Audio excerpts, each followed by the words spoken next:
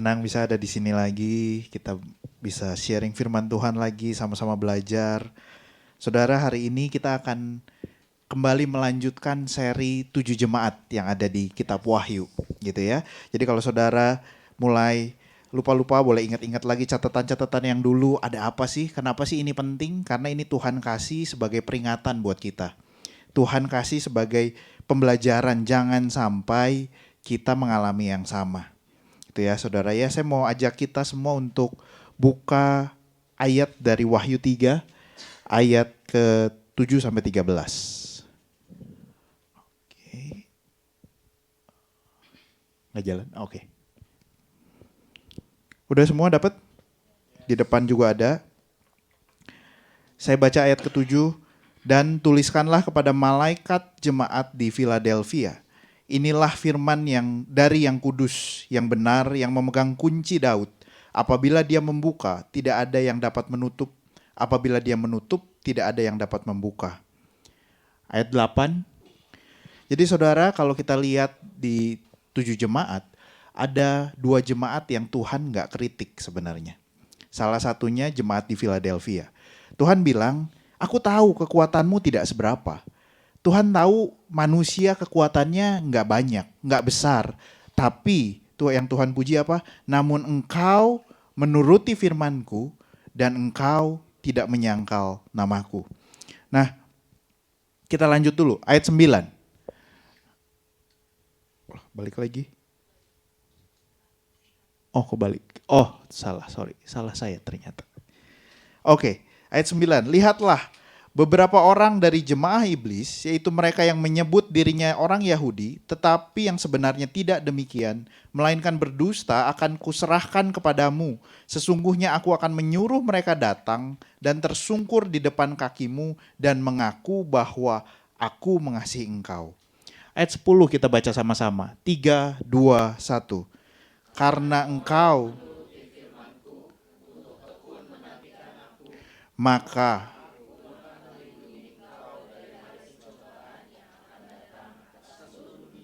untuk mencobai mereka yang diam di bumi. Aku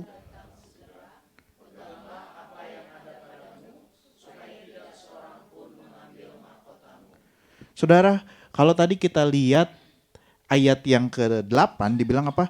Engkau menuruti firmanku, dan ayat ke-10 Tuhan ulang lagi. Karena engkau menuruti firmanku untuk tekun menantikan aku, maka berkatnya datang. Maka aku akan melindungi engkau. Jadi jemaat di Philadelphia kuncinya adalah apa? Mereka adalah orang-orang yang menuruti firman Tuhan. Tuhan tahu kekuatannya lemah. Tadi dibilang gitu ya. Engkau kekuatan kamu kecil. Makanya karena kekuatannya lemah, Tuhan yang melindungi mereka pada hari pencobaan. Kalau mereka kuat pada hari pencobaan, itu bukan karena mereka kuat, tapi karena mereka dilindungi sama Tuhan. Kita lanjut dulu ayat 12. Barang siapa menang, ia akan kujadikan soko guru di dalam bait suci Allahku. Dan ia tidak akan keluar lagi dari situ. Dan padanya akan kutuliskan nama Allahku, nama kota Allahku, yaitu Yerusalem baru, yang turun dari surga dari Allahku, dan namaku yang baru. Siapa bertelinga, hendaklah ia mendengar apa yang dikatakan Roh kepada jemaat-jemaat. Nah, inilah firman Tuhan mengenai jemaat di Philadelphia. Satu hal yang saya pengen kita belajar hari ini adalah bagaimana jemaat itu dibilang apa? Dibilang menuruti firmanku, dan ini diulang sampai 2 kali. Saudara, kalau di bahasa Inggris, di King James Version, itu bukan obey, tapi has kept my word. Jadi dia menyimpan kata-kataku. Dia bahasa Inggrisnya dia yang menjaga, menyimpan kata-kataku. Kalau kita lebih jauh lagi, kita lihat bahasa aslinya, bahasa Yunaninya itu dari kata tereo. Katakan tereo. Nah, apa sih tereo? Tereo itu punya 3 aspek. Jadi yang pertama, mereka itu memperhatikan sesuatu dengan cermat. Jadi orang yang dibilang ini, jemaat ini adalah jemaat yang menuruti firman Tuhan, bahasa aslinya begini, Ini adalah jemaat yang memperhatikan firman Tuhan dengan cermat. Bukan sekedar baca lalu lupa, bukan sekedar baca terus lewat, tapi apa? Mereka perhatikan dengan cermat.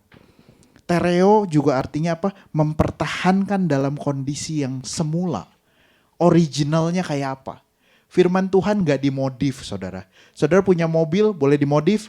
Boleh. Saudara punya motor, silakan dimodif. Punya rumah, silakan direnovasi. Tapi satu yang gak boleh dimodif apa? Firman Tuhan. Tetap pertahankan dalam kondisi yang semula. Yang ketiga, tereo artinya mengamati dengan tujuan untuk melestarikan, untuk menjaganya di dalam hati kita supaya gak hilang. Bahkan meneruskannya dari generasi ke generasi. Saudara, jemaat di Philadelphia adalah orang-orang yang waktu dia lihat firman, dia gali dengan cermat. Waktu dia lihat firman, dia pertahankan, dia cari tahu sebenarnya aslinya itu Tuhan mau ngomong apa sih. Lalu dia jaga supaya tetap lestari, tetap original, tetap ada di dalam hatinya. Nah, ya mungkin saudara mikir, ya pesannya renungin firman lagi. Ya disuruh baca firman lagi, kayaknya itu rumus lama ya. Setiap ke gereja kayaknya disuruhnya apa? Baca firman lagi. Tapi saudara tahu gak bahwa ini adalah sesuatu yang mungkin sederhana, mungkin kita udah tahu, tapi ini kan penting banget. Kenapa ini penting? Saya mau ajak kita baca Efesus 4 ayat 14 sampai 15. Kita baca sama-sama ya. 3, 2, 1. Sehingga yang diombang-ambingkan oleh rupa-rupa angin pengajaran, oleh permainan palsu manusia dalam kelicikan mereka yang menyesatkan, tetapi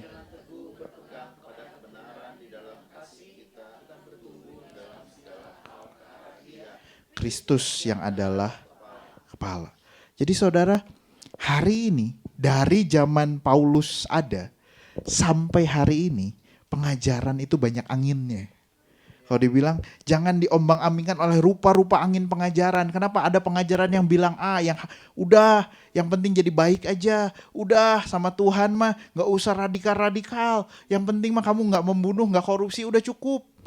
Ke gereja udah cukup.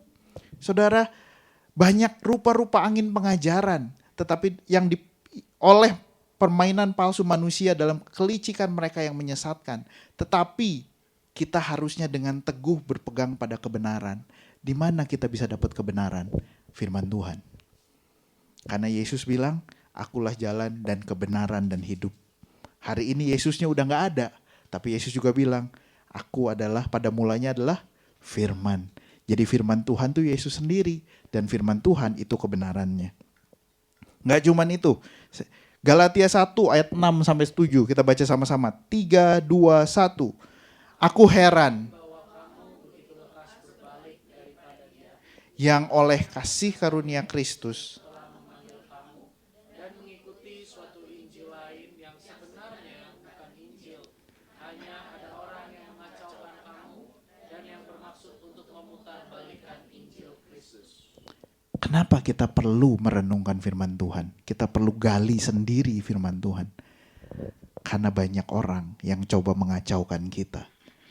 Tapi saudara, kalau saudara lihat ini, orang-orang yang mengacaukan anak Tuhan, pakai katanya apa? Injil.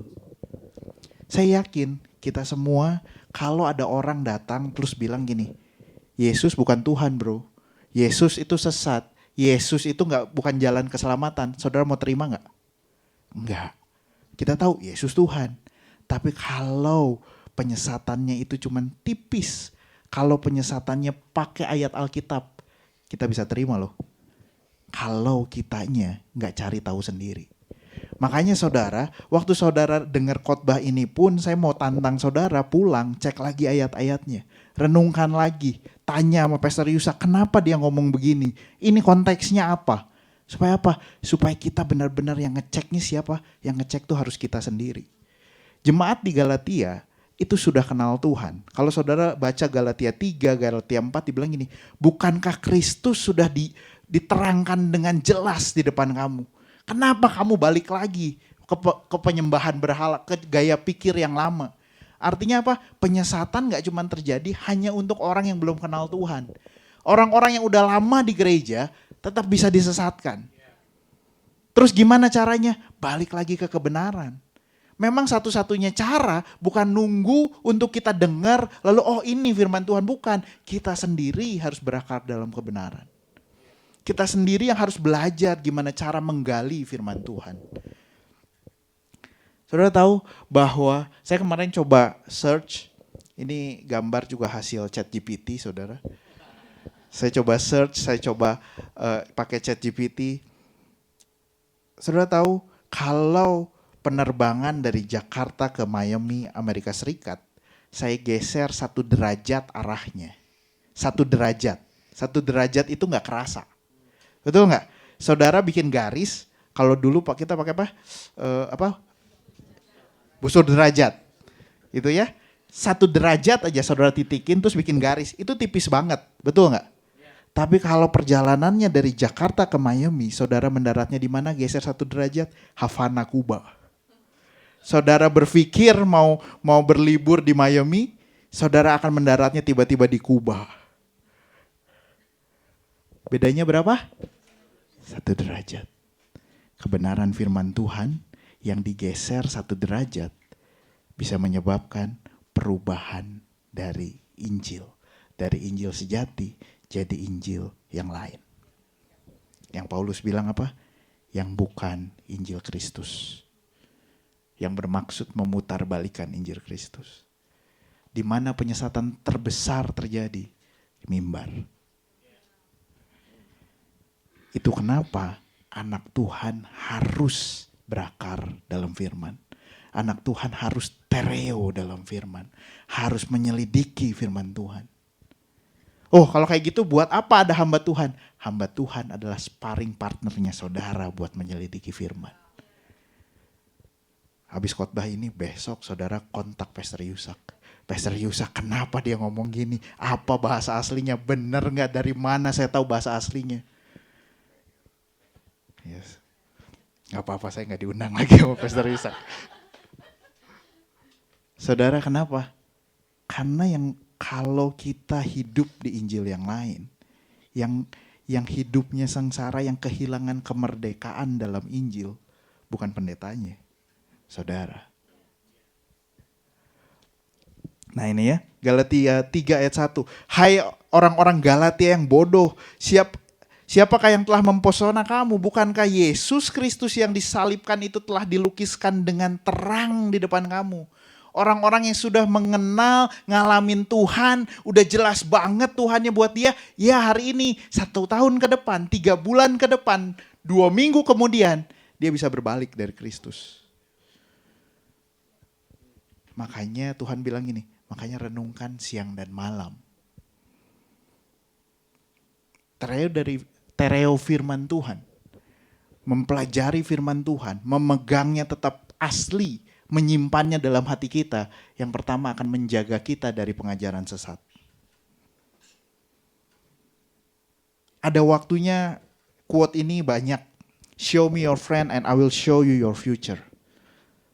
Kasih tahu saya kamu bergaul sama siapa, maka saya akan kasih tahu kamu masa depan kamu kayak apa. Waktu kita bergaul dengan peminum, masa depan kamu akan jadi peminum. Kenapa? Mereka akan sodorin. Waktu kamu lemah, waktu kamu pusing, waktu kamu stres, apa yang ditawarin? Minum. Waktu kamu bergaul sama orang yang senang otomotif, gak lama, pelek kamu pasti ganti. Ya, ada kesaksian kayaknya. Gitu ya. Kamu akan menjadi seperti dengan siapa kamu bergaul. Kenapa bisa begitu? Karena apa yang masuk itu yang akan jadi keluar dalam kita. Kalau sekarang saudara mungkin ini udah gak terlalu berlaku ya. Kenapa? Kita banyak work from home gitu ya. Sosial media, makanya sekarang quote-nya agak dirubah. Show me your playlist. I will tell you who you are and what your habit. Kasih lihat saya sosial media kamu. Siapa yang kamu follow? YouTube apa yang kamu dengerin? Saya akan kasih tahu siapa kamu, apa kebiasaan kamu, dan kemana masa depan kamu. apa yang kita masukkan ke dalam hidup kita mempengaruhi bagaimana cara kita berpikir, berbicara, bertindak, memutuskan. Saudara banyak dengar apa hari ini? Lebih familiar mana sama kisahnya Esther atau sama kisahnya Gayung Lope warna pink? Coba, waktu kita ngobrol, saudara bisa lebih detail ceritain yang mana? Kisahnya Naomi atau kisahnya Nikita Mirzani? Oh iya, itu tuh dokter sama dokter begini, lengkap. Saya dapatnya dari mana? Oh, saya dapat sumbernya otentik. Kenapa? Lambe Turah. Wah, semua deh. Kenapa? Waktu kita memutuskan, dan siapa yang mutusin itu masuk ke dalam hidup kita? Saudara. Waktu kita memutuskan, mengizinkan itu semua masuk, kalau gelas ini diisi sama air kopi, maka yang keluar dari gelas ini apa? Air kopi. Aneh kalau kita masukin air kopi, keluarnya Coca-Cola. Warna boleh sama, esensinya beda. Nggak bisa. Firman Tuhan nggak begitu. Firman Tuhan bilang gini, jagalah hatimu, karena dari situ terpancar kehidupan.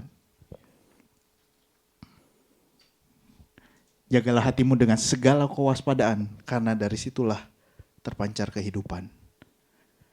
Saudara, kalau kita baca, kalau tadi perjanjian baru bahasa aslinya kan bahasa Yunani. Perjanjian lama bahasa Ibrani.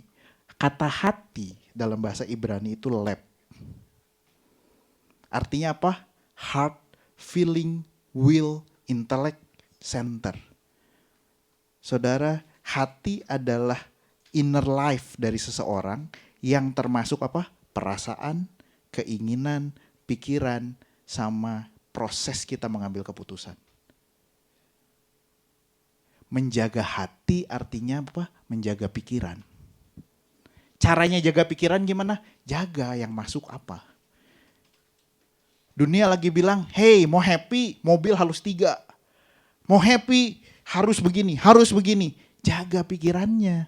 Apa yang masuk dalam hati kita, apa yang kita proses dalam, apa yang banyak kita masukin, itu yang akan menentukan loh. Tuhan bilang gini, jaga ya.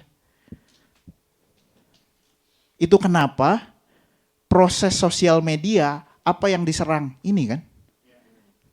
Saudara lihat apa? Jam tangan di satu marketplace, tiba-tiba semua sosial media saudara isinya iklan jam tangan. Saudara buka Shopee, tiba-tiba semua live-nya live jam tangan. Kenapa? Dia maksa saudara buat beli nggak? Tidak. Yang dia proses apa?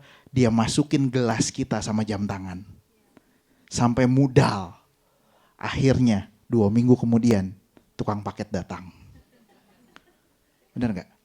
Kan cara kerjanya sederhana. Dia mempengaruhi hati kita. Mempengaruhi pikiran kita. Pikiran kita akan mendorong keinginan kita. Keinginan akan menguasai cara kita mengambil keputusan.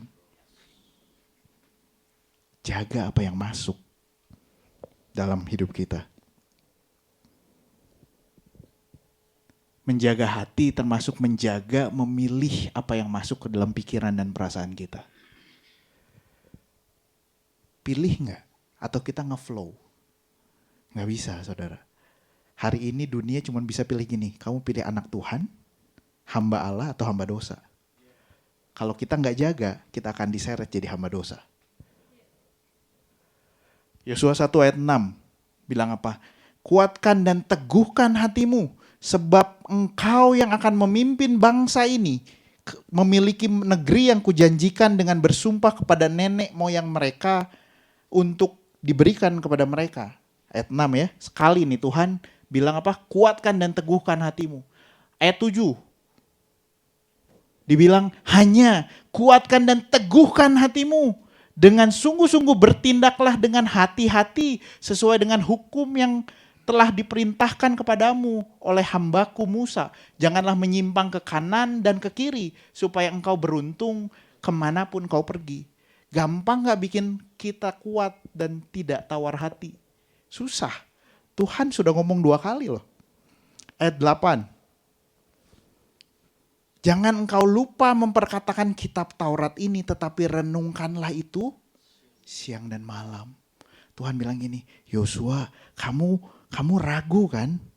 Yosua melihat Musa membelah lautan, Yosua lihat Musa lempar tongkat jadi ular, Yosua lihat Musa pukul gunung batu keluar air. Yosua lihat kebesaran Tuhan, tapi juga Yosua lihat gini, ini bangsa yang susah. Ini bangsa yang ngeluh bener, aduh ngeluhnya luar biasa. Waktu Yosua dipilih Tuhan, dipilihnya sama siapa? Sama Tuhan loh. Waktu Yosua dipilih Tuhan, dia bilang gini, Tuhan tapi kan saya gak bisa. Tuhan tapi kan masalah di depan saya lebih besar dari yang saya bisa.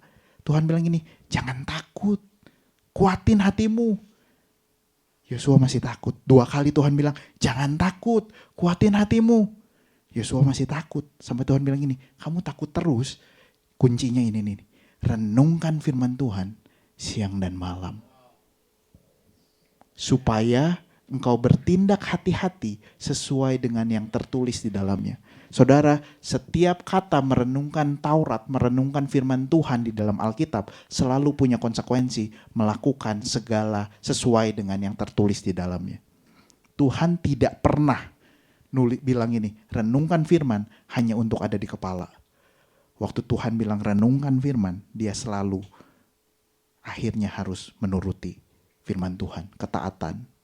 Makanya hari ini judulnya bukan cuma merenungkan firman Tuhan, tapi mentaati firman Tuhan. Ketaatan jemaat di Philadelphia. Sebab dengan demikian perjalananmu akan berhasil dan kau akan beruntung. Saudara mau berhasil dan beruntung, kuncinya cuma satu. Renungkan firman Tuhan siang dan malam, lalu bertindak sesuai firman Tuhan. Ayat 9. Bukankah telah kuperintahkan kepadamu, kuatkan dan teguhkan hatimu? Jangan kecut dan tawar hati, sebab Tuhan Allahmu menyertai engkau kemanapun kau pergi. Gampang gak merubah hati kita? Enggak. Gampang gak mengganti ketakutan kita? Enggak. Makanya butuh proses siang dan malam. Tuhan gak bilang gini, renungkanlah firman Tuhan seminggu 3 kali. Renungkanlah firman Tuhan sebulan 20 kali. Enggak, itu enggak cukup. Untuk menjaga dan memurnikan hati kita, Tuhan bilang renungkanlah Taurat ini siang dan malam. Bukan berarti saudara cuma diam di kamar baca Alkitab gitu ya. Itu bacalah firman Tuhan. Merenungkan firman Tuhan, saudara bisa sambil nyetir, saudara mikir, iya Tuhan tuh maunya apa ya tadi renungan saya. Saudara sambil kerja terus ada masalah, saudara gini, kalau Tuhan ada di posisi saya, apa yang dia mau lakuin ya? Merenungkan Tuhan dalam setiap keputusan kita. Tuhan, Labubunya udah diskon. Boleh gak beli ya Tuhan? Tanya Tuhan dulu, nunggu diskon aja. Benar gak? Mumpung, wah yang kita pengen mumpung, wah bajunya lagi diskon, ukurannya tinggal 1. Bukankah ini tanda dari langit? Tanya Tuhan dulu gak? Renungkan firman Tuhan dulu gak? Kok bisa merenungkan? Bisa. Saudara bisa merenungkan, iya ya sebenarnya saya butuh gak ya?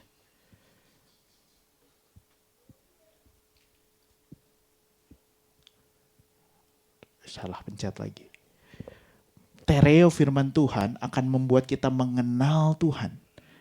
Dalam kasusnya ini, Yosua mengenal bahwa Tuhan adalah Tuhan yang menyertai langkahnya kemanapun dia pergi.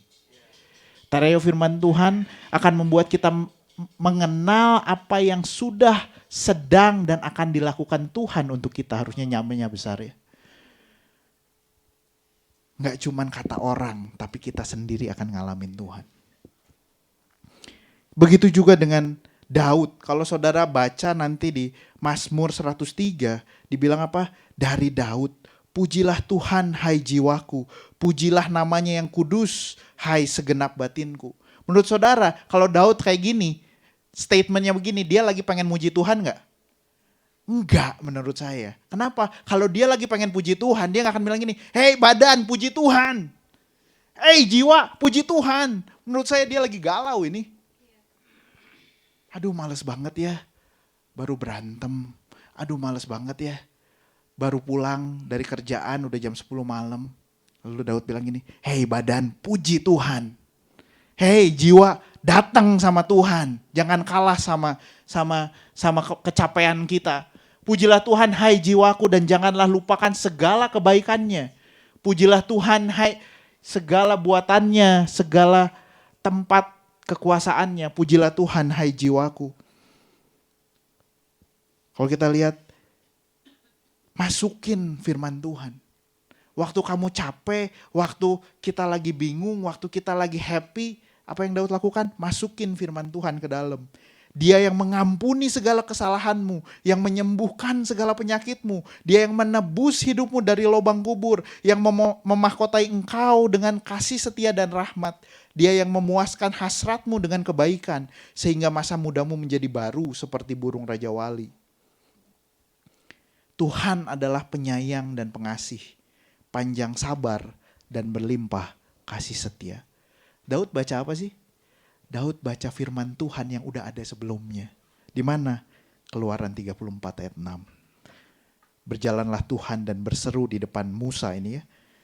Tuhan, Tuhan, Allah penyayang dan pengasih, panjang sabar, berlimpah kasihnya dan setianya. Saudara, apa yang lagi Daud lakukan? Daud lagi mengisi cangkirnya sama firman Tuhan. Daud lagi mengisi cangkirnya sama perbuatan Tuhan. Pertanyaannya, balik lagi, cangkir kita diisi sama apa? Banyak mana saudara dengar firman Tuhan atau akun gosip? Banyak mana saudara merenungkan firman Tuhan atau merenungkan Instagram orang-orang lain? Di malam hari, waktu mana yang lebih banyak kita pakai? Scrolling Instagram, live Shopee. Bukan gak boleh ya saudara, saya juga masih nonton live Shopee kok. Tapi mana yang kita input? Daud ngajarin gini, input yang benar. Lagi gak pengen pak, lagi gak mood. Daud juga gak mood. Dia bilang gini, gua gak mood, tapi jiwa sembah Tuhan. Pikiran ingat kebaikan Tuhan. Dia yang menebus kamu. Dia yang sudah melimpahi kita dengan begitu banyak berkat. Yuk dominasi input hati kita dengan kebaikan Tuhan, kebenaran Tuhan, dan kehendak Tuhan. Gampang gak? Gak gampang. Tapi ada kasih karunia Tuhan waktu kita gagal. Tapi jangan sampai kita anak tapi hidup sebagai hamba. Jangan sampai kita kehilangan kemerdekaan kita hanya karena kita malas merenungkan dan mentaati firman Tuhan. Kegagalan kita untuk taat pada firman-Nya sebenarnya menunjukkan ada berhala dalam hati kita. Saudara tahu, perintah pertama yang harus kita taati apa? Renungkanlah firman Tuhan siang dan malam. Dengan merenungkan baru kita mengerti betapa besar kasih Tuhan. Dengan merenungkan kita baru mengerti kita ditebus dengan cara yang begitu dahsyat. Waktu kita gagal mau merenungkan firman Tuhan, ada berhala.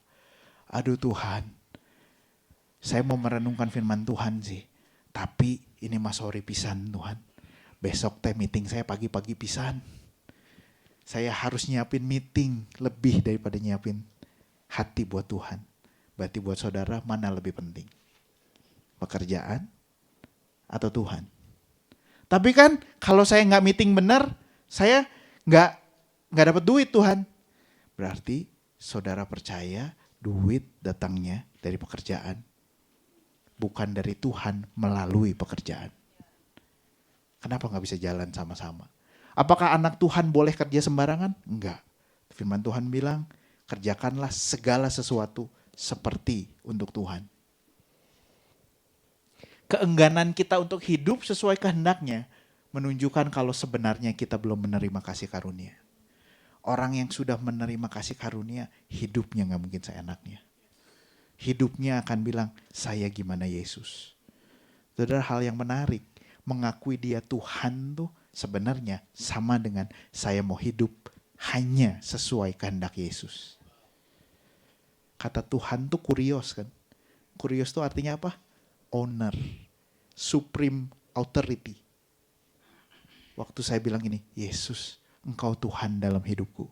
Terus Yesus bilang ini, saat teduh boleh ya, tapi saya capek Tuhan. Kita lagi bilang gini, ya nantilah jadi Tuhannya. Kenapa? Kata Tuhan artinya dia pemilik, dia otoritas atas hidup kita. Benar gak dia otoritas? Tereo dalam firman Tuhan sebenarnya akan menunjukkan berhala dalam hati kita. Kenapa kita gak mau merenungkan firman? Kenapa kita berat sekali untuk taat sama firman? Itu yang ada. Sebenarnya itu berhalanya. Nah itu yang harus digali saudara. Makanya kita ada komsel, ada apa? Untuk kita menggali ini loh berhalanya. Dan kita bisa berjuang sama-sama untuk hidup mengatasi semua berhala. Dan menyerahkannya semua sama Yesus. Gimana caranya saya tereo firman Tuhan? Yang pertama, pelajari sungguh-sungguh prinsip firman Tuhan. Punya waktu yang sungguh-sungguh untuk belajar firman Tuhan. Punya waktu sungguh-sungguh untuk kita benar-benar pelajari sedetail apa? Sedetail yang kamu bisa. Caranya lebih gimana? Tanya Pastor Yusak. PR lagi, jadi banyak PR hari ini. Kenapa ada gambar itu 2 di bawah? Yang pertama saya memang dagang babi. Tapi itu bukan untuk promosi. Saya mau nantang saudara begini. Menurut saudara, siapa yang di sini masih makan babi? Saya nggak cuma makan, saya dagang. Saya punya warung makan. Jualannya dagingnya cuman babi. Siapa yang berjudi? Kalau ada pun nggak usah angkat tangan. Ya, nanti jadi masalah setelah ini. Kenapa saudara tidak berjudi? Di Alkitab, di mana ayatnya dilarang berjudi? Setahu saya, yang melarang berjudi adalah Roma Irama. Betul? Kenapa kita tidak berjudi padahal tidak Alkitab larang dan kita tetap makan babi? Kenapa kita tidak berjudi padahal Alkitab tidak larang tapi kita makan babi yang jelas-jelas Alkitab larang? Saya tidak mengajarkan berjudi ya. Disclaimer ya. Anak-anak saya, anak-anak rohani jemaat, kalau ada yang berjudi, saya suruh jangan berjudi, berhenti bertobat. Tapi pertanyaannya gini, pernah berpikir nggak? Kenapa saya berjudi tapi saya makan babi? Makan babi ada ayatnya loh. Berjudi nggak ada ayatnya loh. Kok yang nggak ada ayatnya kita nggak lakukan, yang ada ayatnya kita langgar? Terus gimana? Pulang pelajari firman Tuhan. Jadi ketaatan kita bukan cuma sekedar gini, kata pastor nggak boleh. Nanti kalau ada pastor yang lain yang bilang boleh, saudara bingung. Pelajari firman Tuhan sampai dapat, ini ya prinsipnya. Saya nggak akan jawab yang ini. Silakan diskusi di komsel saudara. Dan silakan. Nah. Dan banyak hal yang lain. Jangan sekedar, oh iya kan harusnya, memang seharusnya begitu kan. No, pelajari firman Tuhan sampai kayak tadi. Oh menuruti itu ternyata tereo. Ternyata nggak cuman, oh kita harus menghormati orang tua, ya udahlah hormati aja lah. Enggak, gimana menghormati orang tua? Kenapa harus menghormati orang tua? Cari prinsipnya di firman Tuhan. Karena itu ada. Yang kedua, terus khotbahkan Injil pada diri sendiri. Kalau saudara udah nangkep esensinya, terus khotbahkan sama diri sendiri. Seperti siapa? Daud. Waktu Daud lagi galau, apa yang dia lakukan? Hei jiwaku puji Tuhan dong. Hei jiwaku, ingat loh Kamu diselamatkan bukan karena pelayananmu. Waktu kita terpukul, waktu kita ngerasa gak berguna, Hey Christian, ingat kamu berharga bukan karena apa yang kamu punya. Bukan karena bisnismu, yang waktu bisnismu gagal, waktu kamu jadi orang gagal. Kamu berharga karena Yesus sudah mati buat kamu. Siapa yang harus khotbahin? Diri sendiri, bukan orang lain. Kita ngomong sama diri sendiri itu ribuan kali dalam satu hari. Ngomong dalam hati. Kita ketemu Pastor Yusak seminggu sekali, mungkin satu komsel seminggu 2 kali. Jadi siapa yang harus khotbahin? Kita sendiri. Makanya renungkanlah firman Tuhan siang dan malam buat setiap orang anak Tuhan. Bukan cuma buat para pastor. Yang selanjutnya, taat pada Tuhan, pada apa yang diperintahkan Tuhan. Taat. Proses terakhir dari perenungan selalu ketaatan. Kayak lagi ya, proses terakhir dari perenungan selalu ketaatan. Siapa contoh ketaatan? Yesus. Saudara, waktu Yesus mau disalib, dia di Matius 26 dibilang apa? Dia maju sedikit, lalu sujud dan berdoa katanya, "Ya Bapakku, jikalau sekiranya mungkin, biarlah cawan ini lalu daripadaku. Tetapi janganlah seperti yang kukehendaki, melainkan seperti yang kau kehendaki." Jadi Yesus punya keinginan gak? Punya. Perasaannya mengatakan apa? Aduh, kalau bisa mah gak usah lah. Kalau bisa mah udahlah, lewat aja. Alkitab yang mencatat. Pikirannya berkata, iya sih, kan sebenarnya saya gak harus juga kan. Yesus boleh nolak gak? Boleh. Boleh. Dan kalau saudara baca di Matius 26, berapa kali dia berdoa? 3 kali. Kenapa harus 3 kali? Karena Yesus lagi mau memenuhin cangkirnya sama kehendak Tuhan. Sekali dia doa, air itu masuk. Dia doa lagi, masuk lagi. Dia doa lagi, masuk lagi. Supaya apa? Supaya yang keluar dari cangkir itu penuh dengan kehendak Tuhan. Caranya gimana? Tapi saya gak punya pikirannya Tuhan. Saya gak punya perasaannya Tuhan. Saya pengennya berlawanan sama Tuhan. Caranya apa? Renungkanlah firman Tuhan. Caranya apa? Bicara firman Tuhan sama diri sendiri. Caranya apa? Putuskan saya mau taat berapapun harganya.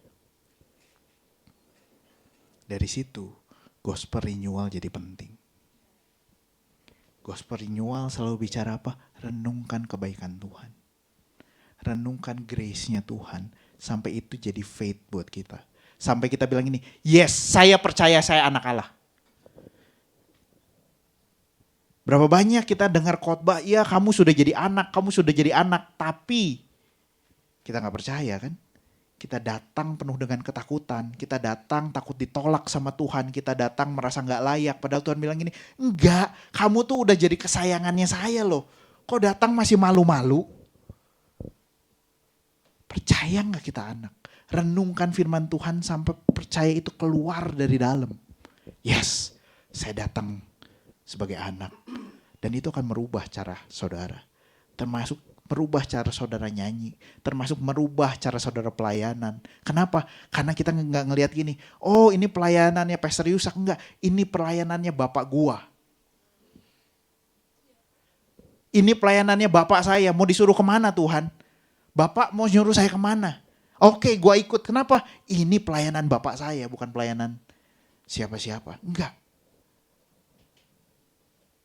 Sampai itu jadi faith, dan faith itu akan jadi bahan bakar untuk kita repentance. Makanya pertobatan gak harus ditakut-takutin, gak harus diiming-imingin. Pelayanan gak harus apa? Kalau kamu gak pelayanan, nanti di surga kaflingnya kecil. Yang pelayanan, apalagi datang paling pagi, pulang paling terakhir. Oh, di surga dapatnya hook, golf view. akses ke kolam renang selama-lamanya. Perlu nggak? Nggak perlu. Kenapa? Karena kasih Tuhan udah lebih dari cukup untuk saya melakukan itu. Di surga ada kafling, ada enggak, bentuknya kayak apa, gua nggak pusing. Kita pelayanan, kita bertobat, kita mengampuni, nggak harus ditakut-takutin. Nanti, kalau kamu nggak begini, nanti Tuhan tutup langitnya. Nanti Tuhan tutup berkatnya. Nanti Tuhan jadikan kamu, balik lagi ya ke kafling ya. Kenapa saya ingat kafling terus ya? Nanti rumahnya jauh gitu ya. Kalau surga itu ada di alun-alun, saudara ada di Majalaya.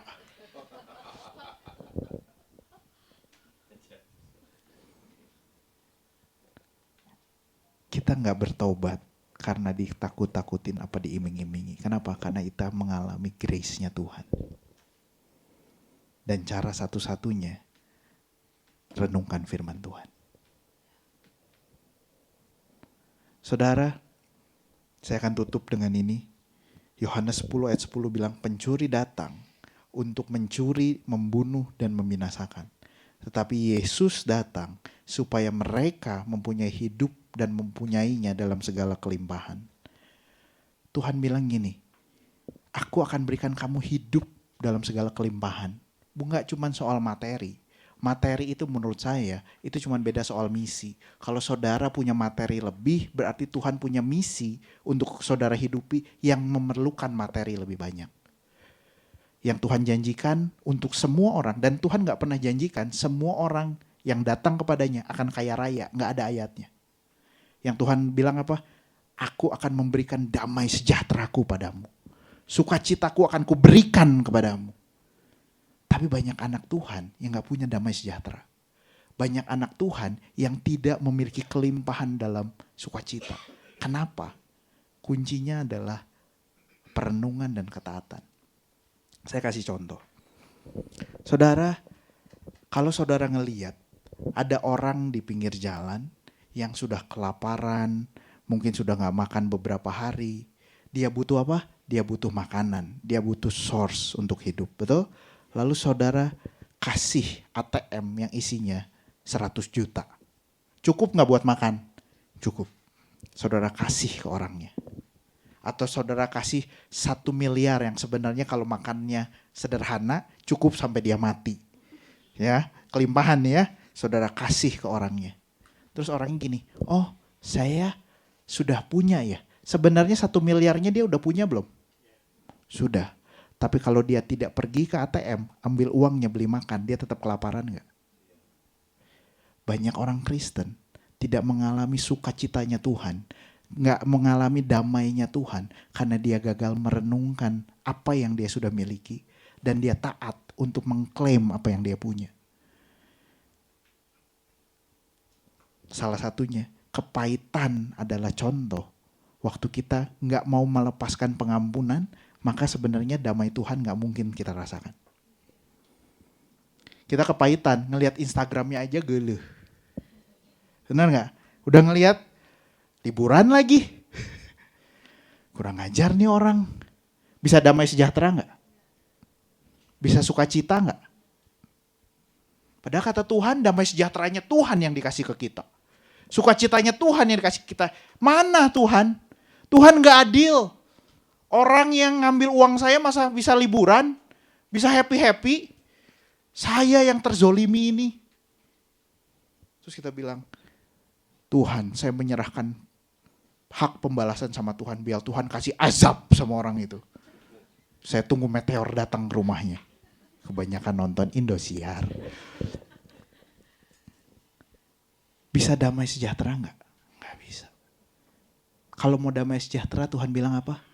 Lepaskan pengampunan. Waktu kita lepaskan pengampunan, kita nangis-nangis sama Tuhan. Tuhan tapi sakit, tapi saya mau Tuhan. Saya mau Tuhan, saya coba, saya doain Tuhan. Waktu pengampunan itu terjadi, das. Mau dia happy, mau dia liburan ke luar negeri, saudara terganggu gak? Sukacita dan damai sejahtera bisa kita rasakan.